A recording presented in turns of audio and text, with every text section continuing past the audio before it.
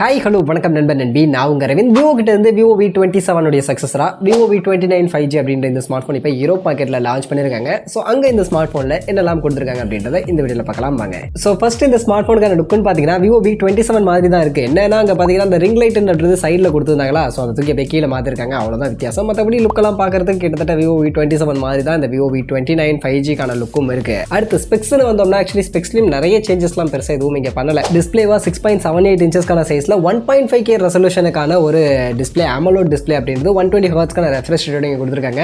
So Vivo V27 நமக்கு 1.5K ரெசல்யூஷனில் normal full HD plus resolution இருந்துச்சு. ஸோ அதை கொஞ்சம் அப்கிரேட் பண்ணி 1.5K ரெசல்யூஷனுக்கான கர்வ்டு டிஸ்பிளேவா இதை எடுத்துகிட்டு வந்திருக்காங்க. அதே மாதிரி பேட்டரி ஆக்சுவலி கொஞ்சம் கம்மி தான், 4600 mAhக்கான பேட்டரி. அதை சார்ஜ் பண்ண 80 வாட்ஸ்க்கான ஃபாஸ்ட் சார்ஜிங் கொடுத்துருக்காங்க. ஆக்சுவலி 80 வாட்ஸ்க்கான ஃபாஸ்ட் சார்ஜிங் அப்படின்றது ஒர்த் தான். ஏன்னா இந்த ஸ்மார்ட் ஃபோன் நம்மளால 18 நிமிஷத்தில் 50% சார்ஜ் பண்ணிக்க முடியும்னு சொல்கிறாங்க, குட். பட் ஆனால் இந்த பேட்டரி பேக்கப் 4600 அப்படின்றத 5000 ரூபா கொடுத்துருக்கலாம். அஃப்கோர்ஸ் அவங்க கொஞ்சம் ஸ்லிம்மாக கொண்டு வரணும், லைட் வெயிட்டாக கொண்டு வரணும் அப்படின்றதுக்காக பேட்டரிலாம் கம்மி பண்ணுறாங்க. பட் இருந்தாலும் இன்னுமே ஒரு சில ஸ்மார்ட் ஃபோன்ஸ் 5000 mAh பேட்டரி கொடுத்துமே ஸ்லிம்மாக கொண்டு வராங்க. ஸோ இவங்களுமே அதை கொஞ்சம் ஃபோக்கஸ் பண்ணாங்கன்னா நல்லா இருக்கும்னு நினைக்கிறேன். பேட்டரியை கொஞ்சம் இம்ப்ரூவ் பண்ணி கொடுத்துருந்தாங்க நல்லா இருக்கும். பட் இங்கே 4600 mAhக்கான பேட்டரி தான் இருக்குது. அடுத்து பர்ஃபார்மன்ஸ்னு பார்த்தோம்னா ஆக்சுவலி விவோ V27 பார்த்தோம்னா நமக்கு மீடியாடெக்கோட Dimensity 7050 அப்படின்னு சொல்லக்கூடிய அந்த ப்ராசர் யூஸ் பண்ணியிருந்தாங்களா, இங்கே ஸ்னாப்ட்ராகன் ப்ராசர், ஸ்னாப்ட்ராகன் 778G அப்படின்னு சொல்லக்கூடிய இந்த ப்ராசர் யூஸ் பண்ணியிருக்காங்க.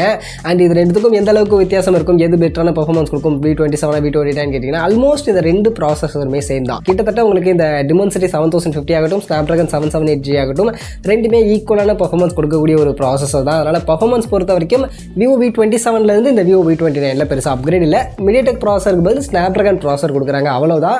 அண்ட் பர்ஃபார்மன்ஸ் கண்டிப்பாக இவங்க லான்ச் பண்ண போகிற ப்ரைஸ் செக்மெண்ட்டுக்கு அந்தளவுக்கு ஒர்த்தாக பெஸ்ட்டெல்லாம் இருக்காது. நிறைய பிராண்ட் இன்னும் பெஸ்ட்டான வேறு லெவலான ப்ராசஸர்லாம் கொடுத்துக்கிட்டு இருக்காங்க. பட் இவங்க இன்னுமே இந்த ப்ராசஸர் தான் கொடுத்துட்டு இருக்காங்க. ஸோ பர்ஃபார்மன்ஸ் பெருசாக இருக்காது. பட் கேமராவோட ஒரு அளவுக்கு நல்ல பர்ஃபார்மன்ஸ் வேணும்னா இதில் ஓகே, ஸ்னாப்ட்ராகன் 778G இருக்குது. அடுத்து கேமரான்னு வந்தோம்னா ஆக்சுவலி கேமராவை பற்றின பெரிய இன்ஃபர்மேஷன்ஸ் இல்லை, மெகா பிக்சல் என்ன அப்படின்றது மட்டும் தான் சொல்லியிருக்காங்க. பட் அதை பார்க்கும்போது விவோ V27 எந்த சேஞ்சஸும் பண்ணலை அப்படின்ற மாதிரி தான் இருக்குது. பின்பக்கம் 3 கேமரா கொடுத்துருக்காங்க. பிரைமரி 50 மெகா பிக்சல் OIS சப்போர்ட்கான கேமரா கொடுத்துருக்காங்க. இது கூட 8 mega pixel ultra wide, 2 mega pixel macro அப்படின்ற மாதிரியான 3 கேமரா பின்பக்கம் இருக்குது. முன்பக்கம் பார்த்தீங்கன்னா 50 மெகா பிக்சலுக்கான selfie camera. So previous Vivo V27 இதான் கொடுத்துருந்தாங்க. ஸோ அந்த வகையில் selfie camera highly focused. Vivo V27 நமக்கு செல்ஃபி கேமரா நல்லா இருந்துச்சு. ஸோ அதே மாதிரி இதுலேயுமே நல்லா இருக்கும். அண்ட் ரியர் கேமரா பொறுத்த வரைக்கும் கண்டிப்பாக அந்த பிரைமரி கேமரா நல்ல பர்ஃபார்மன்ஸ் கொடுக்கும். ஏன்னா portrait effect and night modes எல்லாம் நிறைய கொடுத்துருப்பாங்க. அந்த வெட்டிங் ஃபோட்டோகிராஃபி மாதிரியான விஷயங்கள்லாம் விவோ V27 இருந்துச்சுல. ஸோ அந்த மாதிரி அது எல்லாமே இந்த ஸ்மார்ட் ஃபோன்லையும் இருக்குது. அதை தாண்டி இன்னும் எக்ஸ்ட்ராவாக என்னென்ன கொடுத்துருக்காங்கன்றத பற்றின பெரிய இன்ஃபர்மேஷன்ஸ் இல்லை.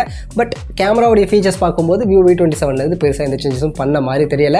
இது போக ஆஃப்கோர்ஸ் இன் டிஸ்பிளே ஃபிங்கர் பிரிண்ட்ஸ்க்கான டியூவல் ஸ்பீக்கர் மாதிரியான விஷயங்கள்லாம் கொடுத்துருக்காங்க. ஸோ அதெல்லாம் பிரச்சனை இல்லை. அண்ட் ப்ரைஸிங்னு பார்க்கும்போது ஆக்சுவலி யூரோப் மார்க்கெட்டில் தான் லான்ச் பண்ணியிருக்காங்க. அண்ட் குளோபல் மார்க்கெட்டில் பார்த்தீங்கன்னா ப்ரைஸிங் 45,000 கிட்ட ப்ரைஸிங் பண்ணியிருக்காங்க 8+256GB வேரியண்ட்டுக்கு. பட் கண்டிப்பாக இந்தியன் மார்க்கெட்டுக்கு அந்த ப்ரைஸிங்லாம் வராது.